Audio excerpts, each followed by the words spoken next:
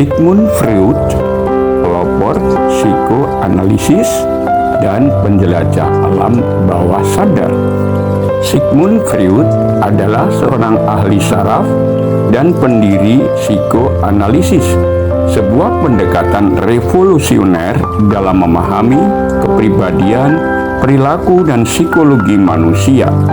Ia dikenal karena teorinya tentang ketidaksadaran, insting seksual atau libido, dan pengaruh masa kecil terhadap perkembangan kepribadian.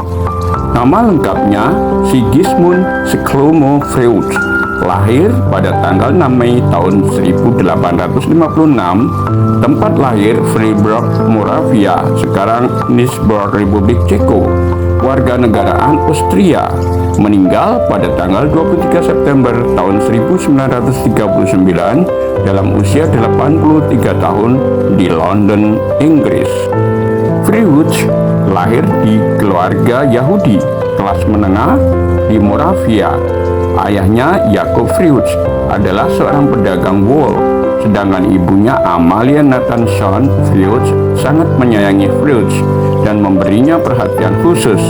Keluarga mereka pindah ke Wina pada tahun 1860, di mana Freud menghabiskan sebagian besar hidupnya.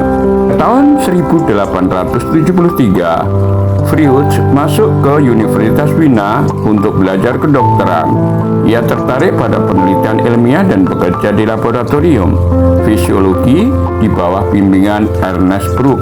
Setelah menyelesaikan studinya pada tahun 1881, ia bekerja sebagai dokter di Rumah Sakit Umum Wina dan mulai tertarik pada gangguan mental. Pada tahun 1885, Freud menerima beasiswa untuk belajar dengan Jean Martin Cherchard di Paris yang menginspirasinya untuk meneliti histeria dan hipnosis sebagai metode pengobatan. Setelah kembali ke Wina, ia mulai mengembangkan teknik terapinya sendiri. Freud mengembangkan psikoanalisis yang berfokus pada ketidaksadaran dan pengaruh pengalaman masa kecil terhadap kehidupan manusia. Beberapa konsep utamanya meliputi: 1. Struktur kepribadian, ID, bagian instingtif yang berisi dorongan dasar manusia, seks dan agresi. Ego, bagian rasional yang menengah antara ID dan superego. 3. Superego, bagian moral yang berkembang dari norma dan nilai sosial. 2. Teori ketidaksadaran. Freud berpendapat bahwa sebagian besar pikiran manusia berada di alam bawah sadar yang berisi kenangan, dorongan, dan konflik yang ditekan. 3. Tahap perkembangan psikoseksual. Freud mengembangkan teori bahwa perkembangan manusia terjadi melalui 5 tahap psikoseksual. Yang pertama, oral, berusia 0-1 tahun, kepuasan dari menyusu. 2. Anal, 1-3 tahun, kontrol buang air besar dan kecil. 3. Palik, 3-6 tahun, Oedipus kompleks, anak tertarik pada orang tua lawan jenis.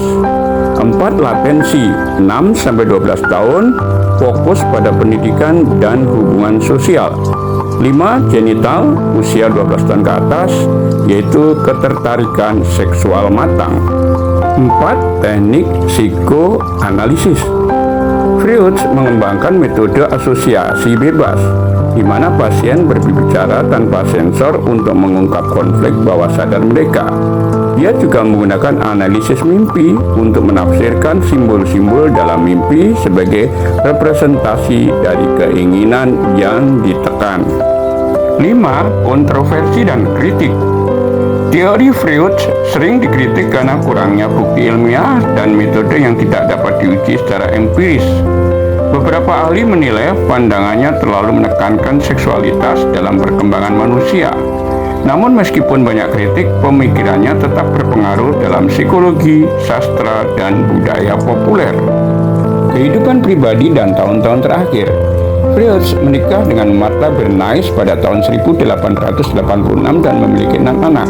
Salah satunya adalah Anna Freud yang menjadi psikolog terkemuka dalam psikologi anak. Pada tahun 1938, setelah Austria dianeksasi oleh Nazi, Freud yang berdarah Yahudi terpaksa melarikan diri ke Inggris.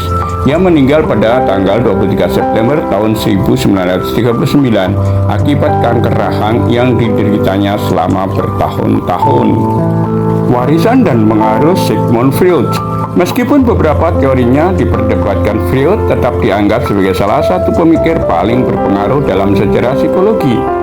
Warisannya meliputi dasar-dasar psikoterapi modern, pengaruh dalam filsafat sastra dan seni, konsep ketidaksadaran yang masih dipelajari dalam ilmu kognitif dan psikologi modern.